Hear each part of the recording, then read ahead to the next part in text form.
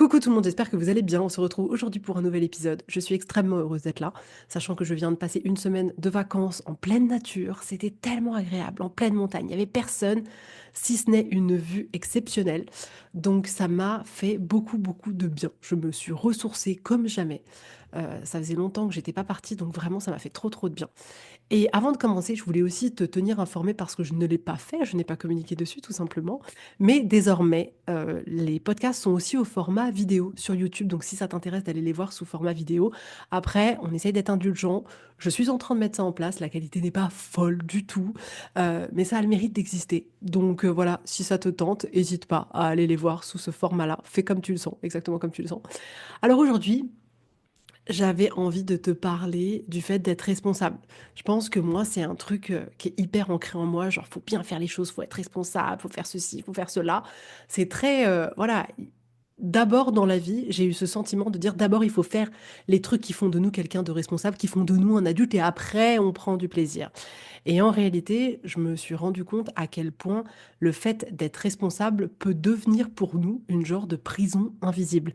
C'est-à-dire qu'on pense plus à être responsable, à cocher la case de ouh, j'ai bien fait, ça c'est bon, que de vivre pleinement, que de se créer des souvenirs. C'est genre avant tout, il va falloir prouver aux gens qui m'entourent, à mon conjoint, à ma femme, à mes enfants, à mes parents, à la société, que je suis quelqu'un de responsable. Et après, je pourrais prendre du plaisir. Et en fait, j'ai remarqué que on choisissait d'être responsable parce qu'on pense qu'on doit être quelqu'un. On pense qu'on doit faire quelque chose. On pense vraiment qu'on doit avoir un certain type de comportement qui fait que on pourra après dire, OK, c'est bon, cette personne, elle est responsable. Et d'une certaine manière, qu'on sera validé par une forme d'autorité extérieure, je ne sais pas laquelle, la société, les gens qui partagent notre vie, nos parents, souvent d'ailleurs. Euh, et du coup, comment dire, on s'inflige d'une certaine manière certains comportements parce qu'on considère que c'est ça être responsable. Et du coup, sans s'en rendre compte, on peut avoir tendance à sacrifier, à juste sacrifier des instants de vie, à sacrifier des moments de plaisir, à sacrifier le fait de se construire des souvenirs, parce que comme je disais, on est là avant tout à se dire, le plus important quand on est adulte, c'est d'être responsable. Et c'est vraiment genre, on a l'impression qu'on voit que au travers de ce prisme-là. Et on a tendance du coup à remettre à plus tard tout ce qui pourrait être source de plaisir. Parce que ça, c'est pas être responsable. Le plaisir, c'est genre le truc fun, c'est le truc, mais qui est accessoire, qui est pas obligatoire. On estime que être responsable, c'est obligatoire. Prendre du plaisir, c'est écoute, si tu as le temps, si tu as l'occasion, si vraiment tu peux t'accorder ce petit bonus dans ta vie de prendre du plaisir, mais sinon, non. La priorité, c'est d'être responsable. Ça vous dit quelque chose ou pas? Est-ce que ça te dit quelque chose? Bref, moi, ça me dit quelque chose énormément, sachant que c'est ça que je trouve ça fou d'ailleurs dans tout ce que je vous partage ici, c'est qu'il y a tellement de choses qui sont inconscientes que j'ai pas l'impression à un moment donné dans ma vie d'avoir validé ce truc-là. J'ai pas l'impression de m'être dit, OK, je valide, je dois être responsable, je dois faire ça, j'ai signé. Non. Le problème, c'est que j'ai l'impression d'avoir signé nulle part et pourtant de suivre tout un tas de contrats invisibles que je n'ai même pas remarqué. C'est d'ailleurs pour ça que je vous fais d'ailleurs tous ces épisodes. Et du coup, voilà, on a tendance à remettre à plus tard ce qui nous procure du plaisir, parce que vraiment pour nous, être adulte, c'est synonyme de responsabilité. C'est genre l'un ne va pas sans l'autre. Et en soi, c'est vrai. Attention, je vous dis pas dans cet épisode de devenir des petits délinquants qui ne sont plus du tout responsables, qui ne veillent pas à ce qu'ils doivent faire et que vraiment ils passent leur temps à prendre du plaisir. C'est pas ça dont il est question. On va essayer de pas basculer dans les extrêmes, ni l'un ni l'autre. Mais c'est vraiment qu'on puisse s'ouvrir l'esprit à observer de manière hyper honnête dans nos vies quelle place prennent toutes ces responsabilités et quelle place on laisse à juste la possibilité de vivre, à juste la possibilité de se construire des souvenirs. Quelle place on laisse à ça? Et c'est vrai que quand on y pense, euh, la responsabilité, c'est quelque chose dans notre société qui nous a été transmis par notre éducation de manière hyper puissante. C'est pas pour rien qu'on agit comme ça. En réalité, on a été éduqué en non, mais il faut être responsable. Genre, même quand on est enfant, attends, on attend l'âge de raison, là, il sera un peu plus responsable. On attend les 18 ans, là, il sera un peu plus responsable. Et c'est vraiment genre, on a l'impression que waouh, c'est comme des paliers d'un jeu vidéo, il faut augmenter en responsabilité pour arriver adulte. Et waouh, là, c'est bon, t'es responsable, tu peux vivre en tant qu'adulte.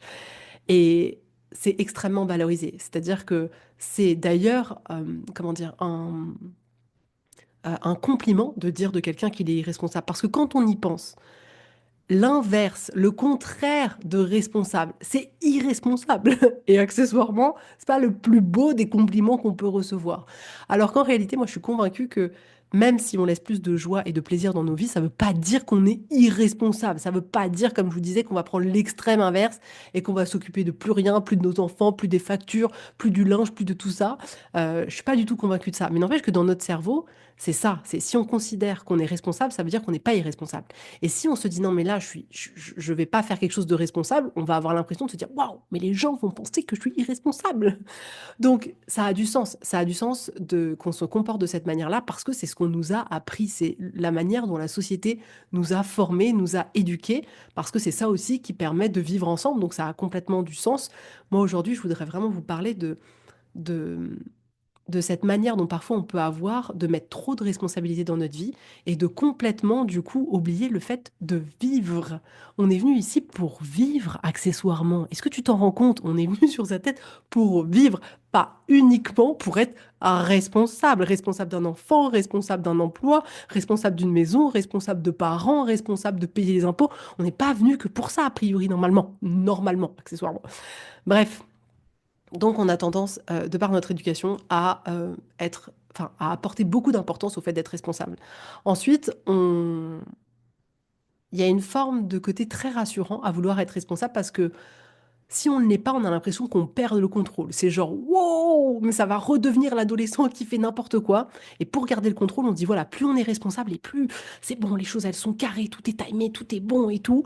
Et voilà, cette peur de, comment dire, cette peur du côté parfois un peu spontané de la vie ou de se dire ok on fait différemment de d'habitude fait que on a tendance à se dire ok on reste dans la responsabilité, on sait que ça c'est bien et puis en plus ce sera validé donc on continue comme ça.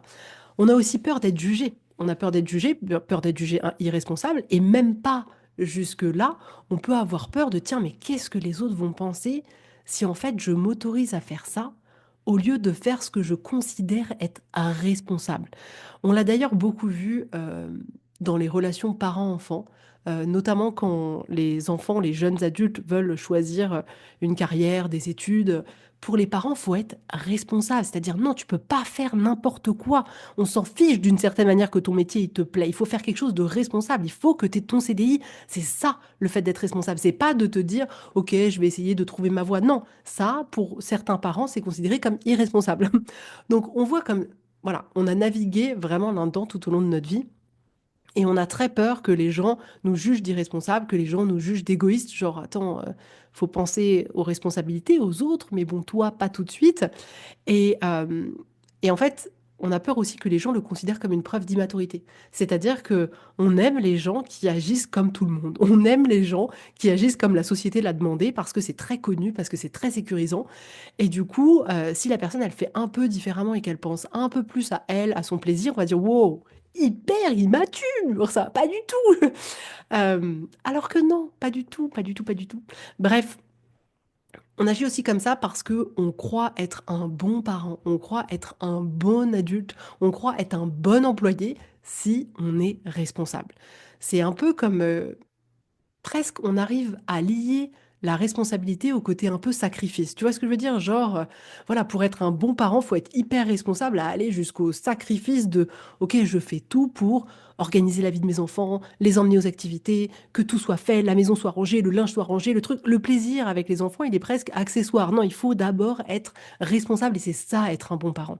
C'est pas être un, on estime que c'est pas jouer pendant 4 heures avec son gamin, on se dit non, il faut que ma maison elle soit propre, il faut que voilà, je coche toutes les cases qu'on m'a demandé de cocher qui pourront valider que je suis un adulte responsable. Et en fait, ce que j'aimerais que tu comprennes aujourd'hui, c'est que on finit par devenir le gestionnaire de notre vie, mais plus à vivre notre vie.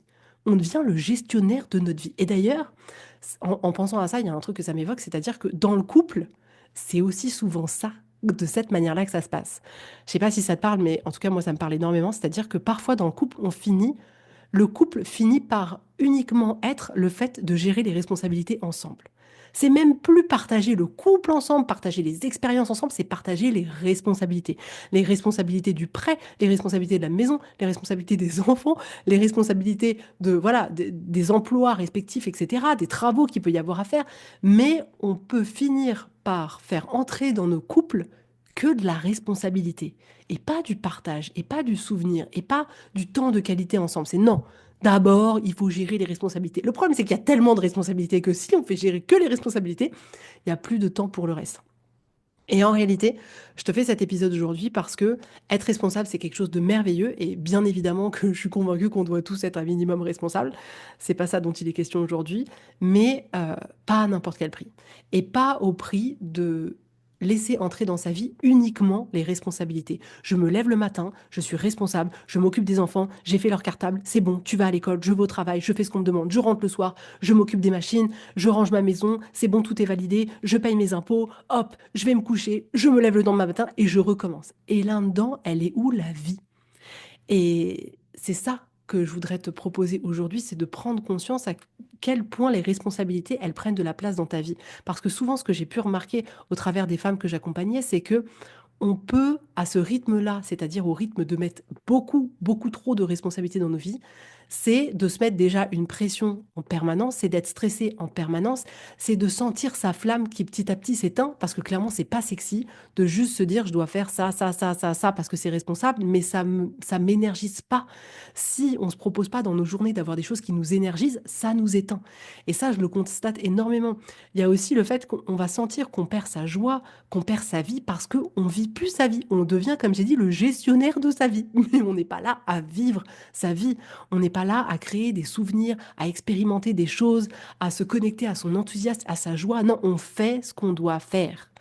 Et je vais te donner quelques exemples pour imaginer un peu tout ça. Peut-être que ça te parlera. Enfin, j'espère que ça te parle déjà, mais peut-être ça te parlera plus. C'est typiquement, voilà, on peut être en permanence à dire au quotidien à nos enfants, voilà, il faut ranger, viens on nettoie, viens on fait ceci, viens on fait cela. Mais quel temps on passe à vraiment rentrer le soir et à dire à nos enfants, vas-y, viens, pendant 10 minutes, on joue comme des fous. Viens, si tu veux, pendant 10 minutes, qu'est-ce que tu veux faire? Tu veux aller courir dans le jardin? Tu veux qu'on joue à cache-cache? Tu veux que je te lise une histoire? Tu veux qu'on cuisine ensemble? Qu'est-ce que tu as envie de faire là pendant 10 minutes, 20 minutes, une demi-heure? Et viens, on vit ensemble. Viens, on partage ça ensemble. Non, nous, on rentre, on dit, t'as fait la douche? T'as fait les devoirs? T'as rangé ta chambre? Il faut ranger, c'est pas bien rangé, il faut continuer à ranger. Et là, on choisit la responsabilité de la tenue de la maison, du fait de faire les devoirs, etc., mais pas du fait d'expérimenter. Et là encore, je le reprécise, il ne s'agirait pas de dire écoute, on fait plus rien, on s'en fout, on se douche plus, on fait plus les devoirs, on fait rien, on range pas la maison, pas du tout. Non, mais c'est de justement pouvoir créer des espaces où on peut avoir cette casquette de femme ou d'homme responsable et on peut aussi avoir des espaces dans lesquels on se dit là, c'est le moment où je vis tout simplement. Ça peut être aussi dans le côté responsable, dans les responsabilités, il y a aussi tout ce qui concerne l'argent et ça peut être, OK, cet argent, il va servir pour, je sais pas, moi, quelque chose dans la maison, on a besoin de repeindre le salon, ça va nous coûter 4 000 euros, on met cet argent là-dedans. Et presque nos cerveaux, ils n'envisagent même pas de se dire, et si ces 4 000 euros, on les utilisait pour faire une expérience en famille, pour partir 15 jours quelque part et se créer des beaux souvenirs.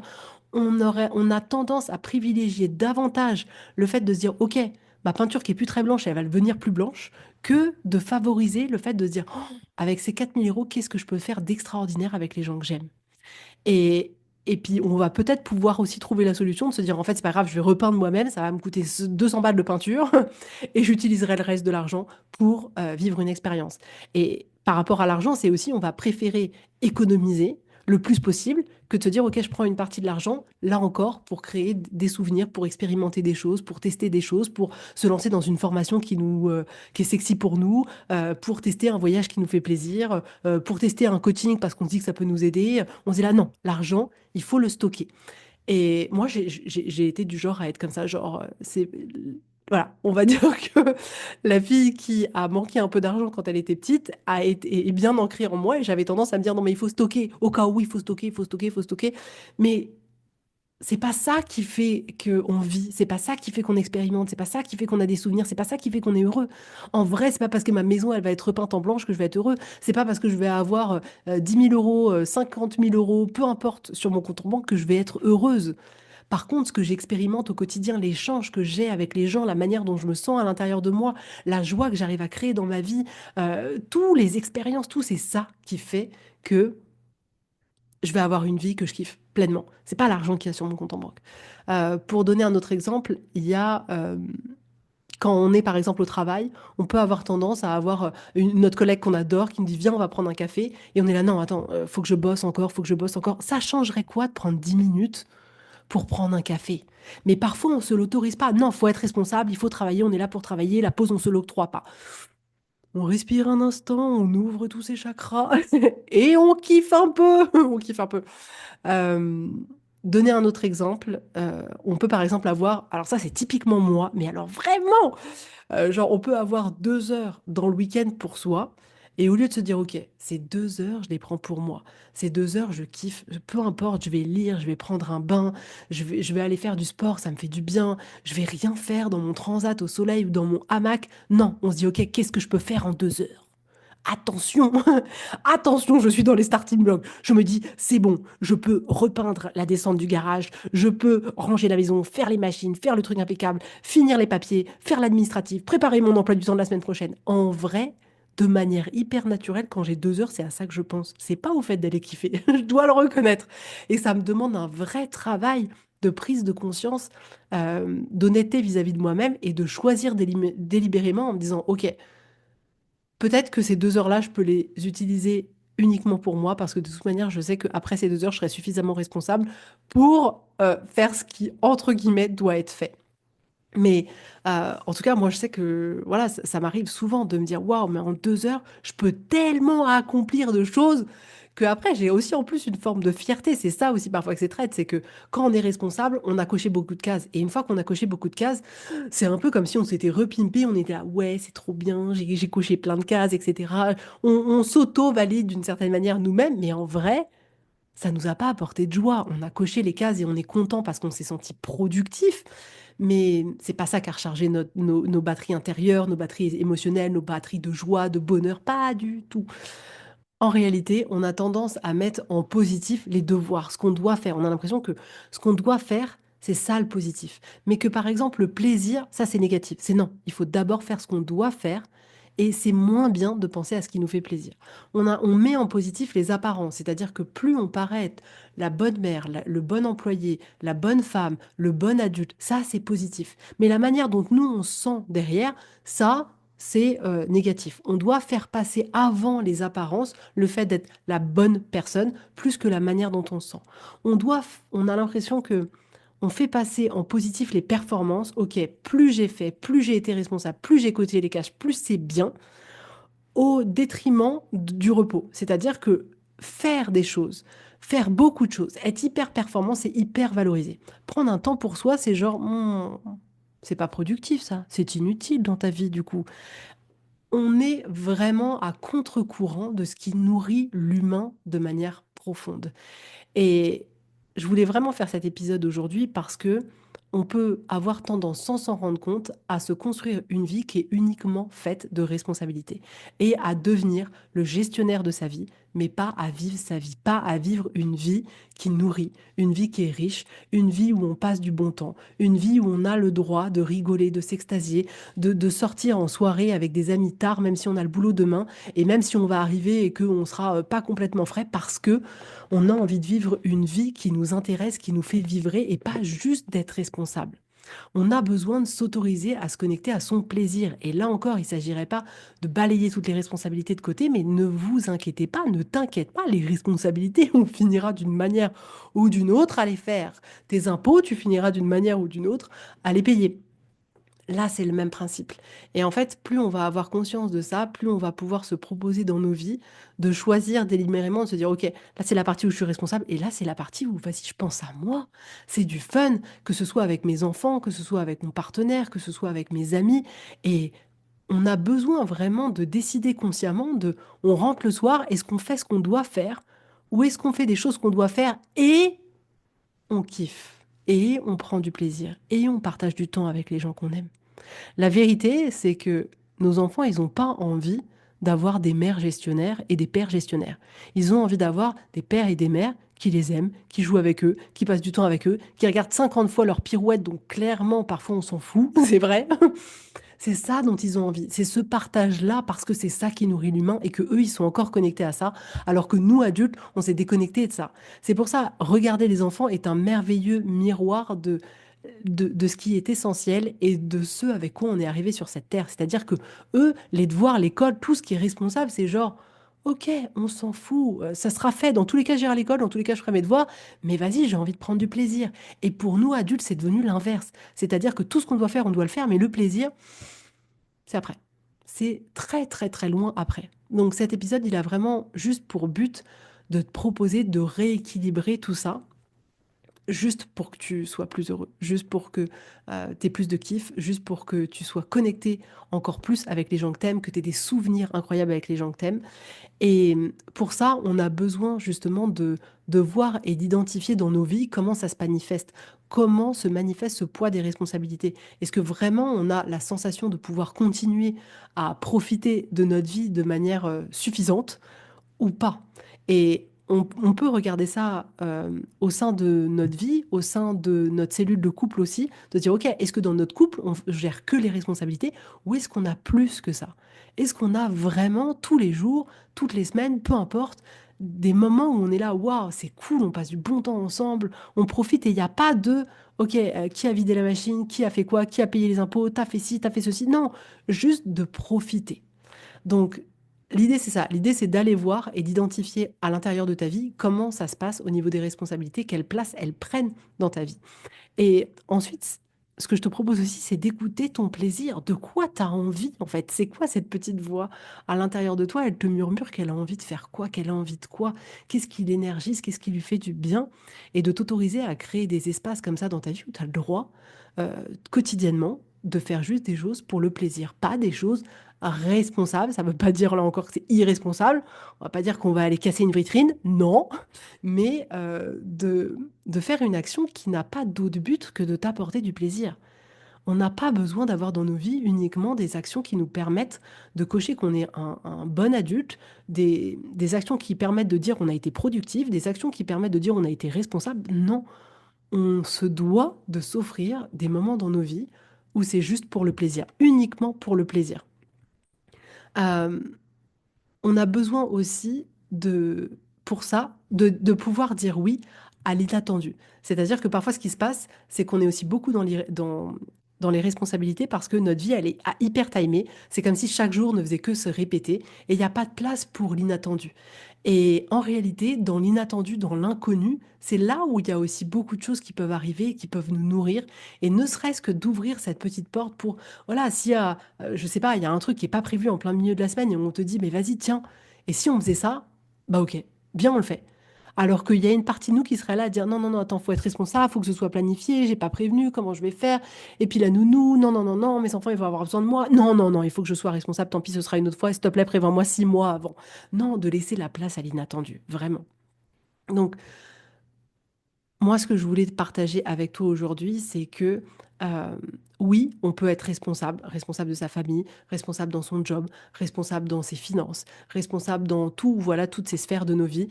Bien évidemment que oui, mais en même temps, il y a une responsabilité qu'on a clairement oubliée.